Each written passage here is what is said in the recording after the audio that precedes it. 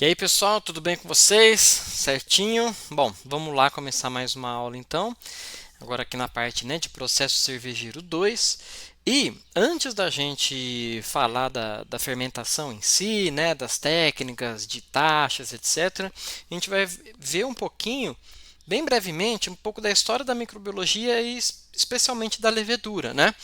Que é uma coisa interessante da gente pensar, porque antes da microbiologia, vamos lembrar, a cerveja é muito mais antiga do que isso, né? Muito mais antiga do que microscópio, do que os estudos com micro-organismos, né? Então, a cerveja remonta aí a 6.000 anos, né, de história ou mais, né, lá com os sumérios, né? Esses dias foi publicada uma matéria aí que encontraram é, é, vestígios da cervejaria mais antiga do mundo. Então, a gente está falando de uma coisa de milênios. Obviamente que os seres humanos nós não conhecíamos o que era levedura, o que fazia fermentação, a gente só fazia a cerveja, fazia o vinho, né?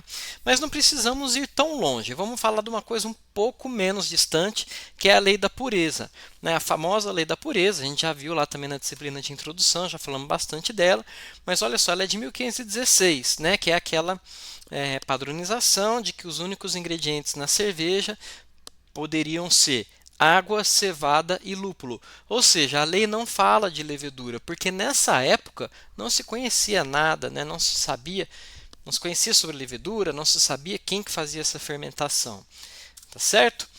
E aí que a gente começa a nossa história, né? Então eu falei aqui de 1516, a lei da pureza, né? E aí a gente vai ver que o Leeuwenhoek, que em 1680, olha, bem depois, né, foi a primeira pessoa que começou a descrever os micro-organismos. Leeuwenhoek, o Anthony van Leeuwenhoek, não era um naturalista, um cientista de formação, né, ele tinha um armazém, ele era provador de vinhos, mas era acima de tudo uma pessoa muito curiosa, muito engenhosa, né? E ele começou a construir os primeiros microscópios feitos com lentes polidas, microscópios de uma lente só, né? E ele tinha uma coisa que fez toda a diferença. Ele tinha um certo método científico. Ele relatava os achados dele, ele desenhava e ele relatava para a existência de micro-organismos que ele observava em gotas de lago, em saliva, em outros materiais, e ele relatava com cartas para a Sociedade Real Inglesa, que era uma sociedade, né, que existe ainda aqui, a sociedade científica da época. E aí ele examinava, né, infusões, fezes. Como não se sabia o que eram aqueles seres que ele observava, ele chamou genericamente de animálculos, tá? E ele desenhava esses animálculos, né? Vocês estão vendo aí alguns desenhos, através dessas cartas para a Sociedade Real Inglesa. Então ele tinha um método científico que descrevia esses achados. Esse daqui era o pequeno microscópio dele, né? Lógico que está muito ampliado, vocês vão ver aqui uma proporção. Então aqui a gente tinha uma lente bem pequenininha, né? Aqui era parecido com uma agulha onde o material ficava aqui em cima, e nesses dois parafusos aqui ele mexia, ajustava o foco, né? Afastando e aproximando o material dessa lente, e aqui ele girava, né? Ele movimentava a amostra. Então era um microscópio bem simples, porém foi o que permitiu o início da microbiologia. Tá? O Leeuwenhoek ele é considerado o pai da microbiologia. Aqui, para vocês terem uma ideia, já numa régua, né? Olha só, um tamanhozinho do microscópio ó, de 9 centímetros, algumas figuras que ele desenhava. Né? Aqui, ó, pra vocês terem uma ideia de proporção desse primeiro microscópio. Né? E aí ele deu início então a esses achados, essas descobertas. Mas, pessoal, vamos imaginar uma coisa. Até então ninguém nunca tinha imaginado, observado isso daí. E existia uma ideia na época, a ideia recorrente, era a ideia da geração espontânea. O que é isso? Era a ideia de que se a gente misturasse vários materiais orgânicos, surgiria vida dali. espontaneamente. Então existia até receitas. Se você deixar uma roupa velha com milho num quarto escuro, vai gerar rato. Vai, né, se você deixar a carne ali assim, vai gerar mosca. E assim, quando ele começou a achar esses pequenos animais, né, entre aspas, né, como ele colocou lá, animálculos, esses pequenos animais nesses materiais, nessas matérias orgânicas, essa ideia reacendeu, ganhou força. Porque qual que é a explicação mais direta, mais simples? Ora, esses animais surgem dessas coisas, dessa matéria orgânica, desse caldo nutritivo, né, dessa saliva, dessas fezes. Então a geração espontânea, que era uma ideia muito antiga que sempre existiu, na verdade acabou ganhando força com esses achados. E aí, alguns cientistas eles começaram a criticar, a discordar da ideia da geração espontânea, né? O primeiro deles foi o Francisco Redi, né, que ele fez um experimento muito simples, bem conhecido, que ele colocou pedaços de carne em um frasco aberto, né? Ali as larvas, depois de 24 horas, já estão ali se reproduzindo em cima da carne. E ele fez o mesmo experimento com uma gaze por cima do vidro. E aí, dentro de 24 horas, não existiam essas larvas, né? Mas, de qualquer forma, a carne ela mudava de cor, mudava de aspecto, era possível observar micro-organismos.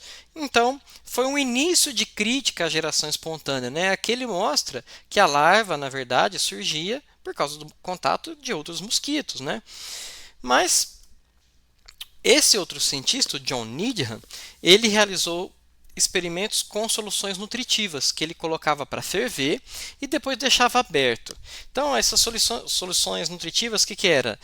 Suco de frutas, caldo de carne, matéria orgânica, tá? Rica, fervia e depois deixava exposto. Depois de alguns dias, aquilo ali estava cheio de micro-organismos, aí já dava para ver com o microscópio, né? Qual que era a explicação? Geração espontânea. A teoria da geração espontânea dizia que existe uma força vital e que ela está diretamente relacionada com o contato com o ar. Então, que essa força vital gerava esses micro-organismos nessa matéria orgânica. Então, a matéria orgânica que gerava os micro-organismos e não os micro-organismos que azedavam a matéria orgânica. Tá? Então, a explicação era essa. Já o Spallanzani, aí em 1768, ele fez um outro experimento que foi muito importante. Tá? Ele fez o mesmo experimento do Needham, só que ele tampou o frasco. Então ele fez aqui o caldo nutritivo, fervia, e um caldo nutritivo ele deixava aberto. E o outro frasco ele fervia, tampava logo em seguida, deixava esfriar e nada crescia. Passado um tempo, ele abria o frasco e aí havia crescimento de micro-organismos. Então, o que ele afirmou aqui, né? O Spallanzani ele falou, olha, não tem geração espontânea, porque enquanto eu não abro o frasco, não existe crescimento de micro-organismos. O líquido não fica turvo, eu não observo nenhuma alteração visível. Bem, mas qual que é a crítica dos defensores da geração espontânea? Que a força vital ela depende do contato com o ar. Então é por isso que quando ele abria essa rolha, os micro-organismos cresciam aqui dentro. E essa teoria se perpetuou por bastante tempo, né? Então Needham insinuava que o ar era essencial para a vida e, consequentemente, para a geração espontânea. E aí, os microbiologistas da época passaram a produzir experimentos que acabaram se tornando técnicas que são utilizadas até hoje. Vamos ver um exemplo aqui. Por exemplo, o Schulz, em 1836, ele fez um extrato de carne e aí ele fez aqui uns tubinhos, né, de vidro com ar, tubo aqui, né, que era uma rolha perfurada com esse tubo, e aqui ele tinha ácido no meio do caminho do ar. Tá? Então o frasco estava aberto, mas ele tinha que passar pelo ácido. E aí esse extrato de carne aqui não era contaminado, não crescia micro-organismos. Então ele era um experimento para combater a geração espontânea. Porém, os defensores alegavam que o ácido, né, tirava essa força vital que era contida no ar, né, que o ar trazia. Então era uma crítica. ou seja, o ar sofria modificação. Então, não era um experimento que derrubou claramente ou definitivamente essa teoria. Tá certo? Olha lá. Então não foi aceito porque o ácido alterava as propriedades do ar. E aqui nós temos um outro experimento do Schwann. Ele fez algo parecido. Ele fez um caminho para a entrada do ar, né, para o caldo. Novamente, um caldo aquecido, estéreo. E aqui ele aquecia, ele deixava uma chama aqui no caminho do ar. Nada cresceu também, né? Então não cresceu micro-organismos aqui. Só que qual que era a crítica? A mesma. Né? Você está alterando as características do ar, as propriedades do ar. O Von Dosch e o Schroeder fizeram um outro experimento que eles colocaram também algodão aqui, né? Um tamponamento de algodão. Então, novamente, aqui agora não tem fogo, não tem ácido, mas tem algodão. E aí também o meio permaneceu estéril por bastante tempo. Mas ainda não derrubou definitivamente a teoria da geração espontânea, porque existia ali um obstáculo físico, algodão, que poderia, né, segundo os defensores da teoria, modificar as características do ar. Bom, e aí é que apareceu então o Louis Pasteur. Né? O Louis Pasteur era um químico francês. Nós vamos comentar um pouco da biografia dele num vídeo que eu vou deixar para vocês. E o Pasteur ele fez um outro experimento. Tá? Então ele fez o mesmo, né, um caldo nutritivo, orgânico aqui, e aí ele deixava isso aquecer, ferver por vários minutos, só que ele construiu uma vidraria que ele chamava de pescoço de cisne. Olha lá, vamos dar uma olhada aqui nessa figura, olha só, apresentando aqui para vocês, pescoço de cisne. E aí, depois ele deixava isso aqui ebulindo, né? Então aquecia aqui esse caminho, mas depois deixava resfriar e esse tubo aqui ficava aberto. Ou seja, não tinha algodão, não tinha ácido, não tinha mais fogo, não tinha nada, tinha uma passagem livre de ar. A única coisa que ele fez foi fazer essa grande curvatura no tubo. Nada cresceu, tá? Não cresceu micro-organismos aí. Então aí, depois desse experimento e de vários outros que o Pasteur fez, a geração espontânea realmente caiu, né, definitivamente. Então percebam que isso daqui foi em 1860, foi 92 anos depois dos primeiros experimentos de Spallanzani que já tinha sugerido isso. Então vocês percebam que as coisas não eram tão rápidas quanto são hoje, né? Então a ciência demorava e é assim que a ciência é feita mesmo, né? Existe uma teoria, existem o método científico para tentar provar um ponto de vista, outro cientista discorda através de um outro experimento, enfim, e aí o Pasteur definitivamente quebrou a teoria da geração espontânea. Mas o que aqui é uma outra figura só para mostrar para vocês, tá? Que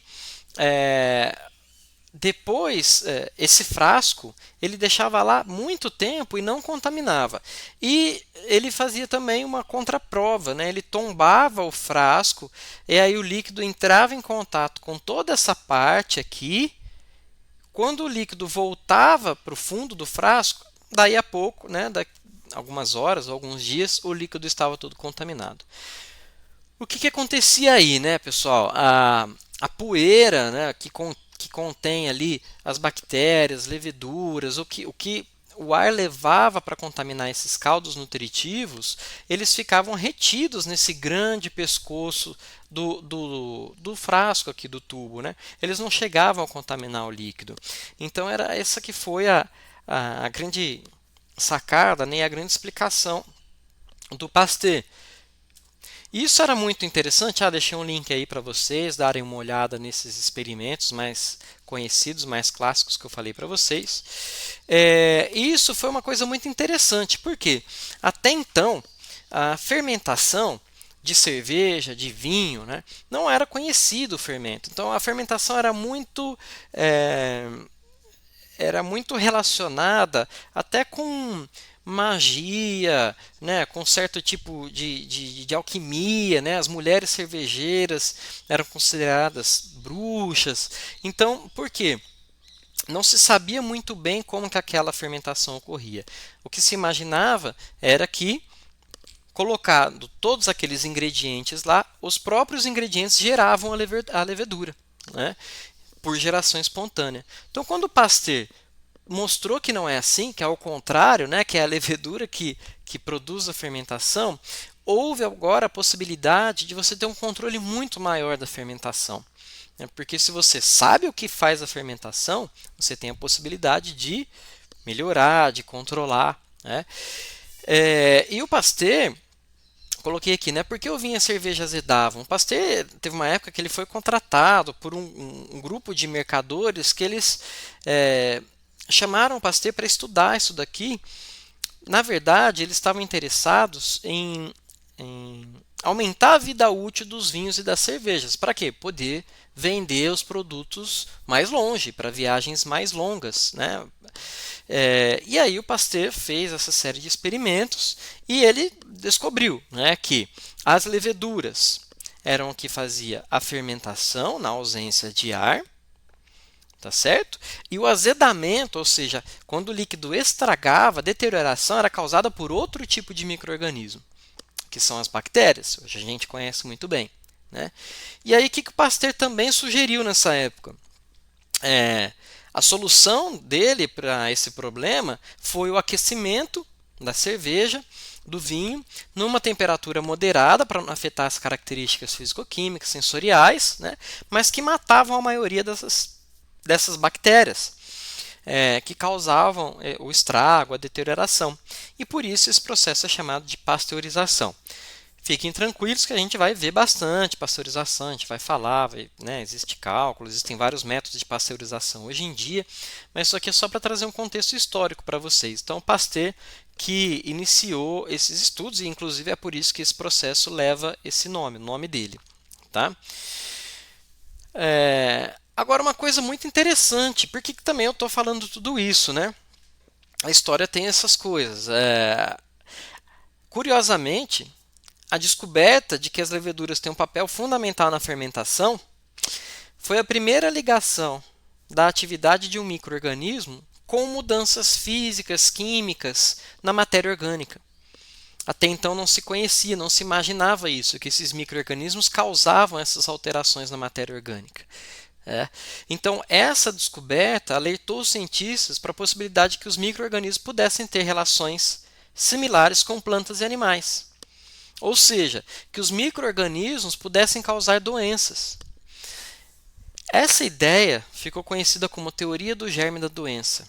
Então, o que é isso? Foi quando os primeiros cientistas começaram a pensar, olha, se esse micro-organismo é capaz de fazer isso nesse mosto, nesse caldo, então talvez existem os micro-organismos também podem fazer alterações na matéria orgânica viva, nas plantas, nos animais, podem causar doenças. Então aí começou a teoria do germe da doença, essa teoria que levou esse nome. E aí a gente tem alguns cientistas, médicos, por exemplo, aqui eu trouxe para vocês o Lister, que em 1860, olha só, contemporâneo do Pasteur, ele também lia os achados do Pasteur, os artigos do Pasteur. Ele iniciou experimentos para a prevenção de infecções em práticas cirúrgicas. O Lister, por isso que existe o Listerine, tá, gente? Por causa dele também, em homenagem a ele.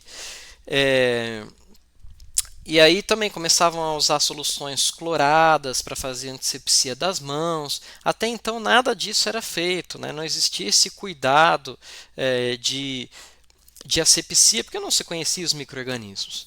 E também não se sabia que eram eles possíveis, que causavam doenças. Então aqui a gente tem uma sala de cirurgia na época. E aí a gente tem um outro médico cientista muito famoso, que é o Robert Koch, que também é contemporâneo do Pasteur. Então, os achados do Pasteur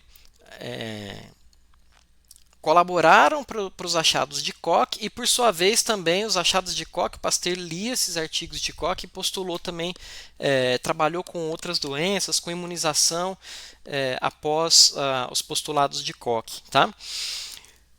Essa época foi uma fase muito rica da microbiologia, ela é considerada a era de ouro da microbiologia, né? Então aqui vocês estão vendo também o Petri, o Richard Petri, que foi quem inventou uma placa de vidro, que é a plaquinha de Petri, né? Que a gente trabalha com ela.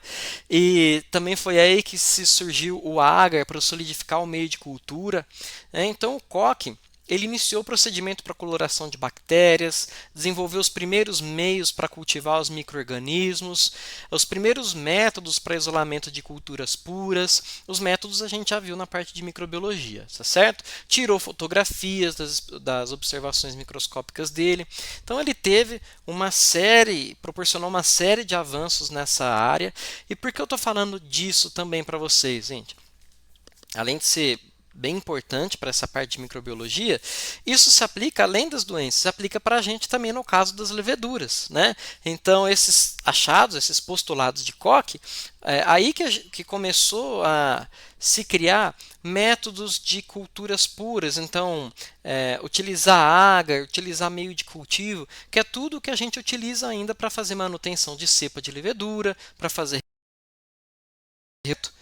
então também por causa desses postulados de Koch. Mas vocês percebam, gente, que isso daqui, olha, 1876, já existia cervejaria grande, moderna, né, nessa época. Então,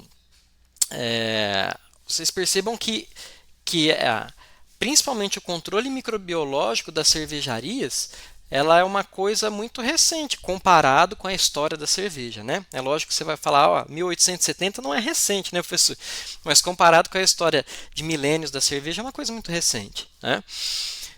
Então, um micro-organismo específico pode estar sempre associado a uma doença, ele pode ser isolado e cultivado em cultura pura, em condições laboratoriais. Então, isso também se aplica para a gente. A levedura pode ser isolada, cultivada em cultura pura, em condições laboratoriais, tá certo? E aqui são mais postulados relacionados a doenças aqui, né? Que a cultura pura do micro-organismo produz a doença quando inoculada em animal suscetível e depois desse animal, que esse animal for ficar doente, né? Com esse inóculo, experimentalmente você consegue retirar esse micro-organismo de novo. Foram esses os experimentos de Koch. Você consegue recuperar esse micro-organismo. Então está aqui uma figurinha mostrando os postulados de Koch, né? Então aqui as culturas que ele mantinha em placa de Petri, meio de cultura, cultura pura, tudo isso que a gente já conversou. Identificar esses micro-organismos. Então quando ele aplicava num animal suscetível, esse animal adoecia e depois ele conseguia observar esses micro-organismos nesse animal doente, né? Então, ou seja, ele fechou esse ciclo e mostrou que os micro-organismos é que causavam a doença nesses animais. Antigamente, gente, antes disso, vamos pensar a importância disso. Isso muda uma cultura, muda muita coisa na humanidade, né? Porque antes disso se imaginava que as grandes doenças, as pestes, muitas vezes vilarejos, muitas pessoas ficavam doentes de uma vez, né? Isso era muito atribuído a fatores ou fatores divinos, né, ou como se fosse uma punição, ou o acaso, não se sabia como prevenir isso. Né? Então isso traz uma grande mudança para a sociedade, de uma forma geral, né? Não só para a medicina, não só para a microbiologia. Bom, aqui é uma outra figura para mostrar para vocês. E aí, mostrar para vocês, né, o impacto desses achados também na imunização. O Pasteur, olha só, né? Então, Koch foi lá, estudou os achados de Pasteur, teve os postulados de Koch e o Pasteur usou as técnicas de Koch para trabalhar com imunização, para trabalhar com cólera aviária. Então, aqui tem um experimento também clássico do Pasteur, em que ele começou a trabalhar com culturas atenuadas, tá, da bactéria causadora dessa cólera aviária, e ele via que quando ele inoculava culturas atenuadas, que eram culturas velhas, né, culturas que ele deixava lá essa bactéria há bastante tempo, essa galinha não morria, ela permanecia saudável. E aí ele pegava uma galinha dessa que ele tinha inoculado, essa cultura atenuada, e uma outra galinha não tratada previamente e inoculava as duas com uma cultura forte, uma cultura jovem, uma cultura que a gente chama, né, de virulenta, que ele chamava de virulenta. Inoculava nas duas galinhas. A galinha que tinha sido inoculada previamente permanecia saudável. A galinha que nunca tinha tido contato com essa bactéria morria. Então surgiu aí o princípio da imunização, ou seja, né, que o nosso organismo, o organismo, no caso aqui da galinha ou dos animais, de plantas, quando em contato com o patógeno, com esse agente causador da doença, ela produz anticorpos. Lógico que na época, né, hoje se conhece muito mais sobre o sistema imune, obviamente, mas o princípio da imunização, ou seja, que o corpo em contato com o patógeno ele vai produzir alguma substância que vai combater esse patógeno uma próxima infecção, surgiu já a partir daí também com o Pasteur, utilizando os postulados de Koch. Tá certo? Coloquei uma figura aí para mostrar para vocês alguns achados importantes, né? Aqui é aquilo que eu falei da Idade de Ouro e da microbiologia. E aí uma fotinha final para descontrair, né? Um Pasteur aqui com uma cerveja na mão, né? O frasco dele famoso, pescoço de cisne. E aí tem uma frase aqui que é atribuída ao Pasteur, que ele dizia que um dia iriam reconhecer que a função dos infinitamente pequenos é infinitamente grande. Então acho que aí resume bem também até na nossa parte de cervejaria, né? Quando a gente fala de cerveja, de um consumo enorme, de grandes produções, de grandes fábricas ou de pequenas, mas quem faz o trabalho lá é uma levedura microscópica, né? Então realmente tem uma função muito importante. Tá certo, gente? Então é isso daí. Bons estudos, boa semana. Qualquer coisa, vocês já sabem, é só chamar a gente. Um abraço.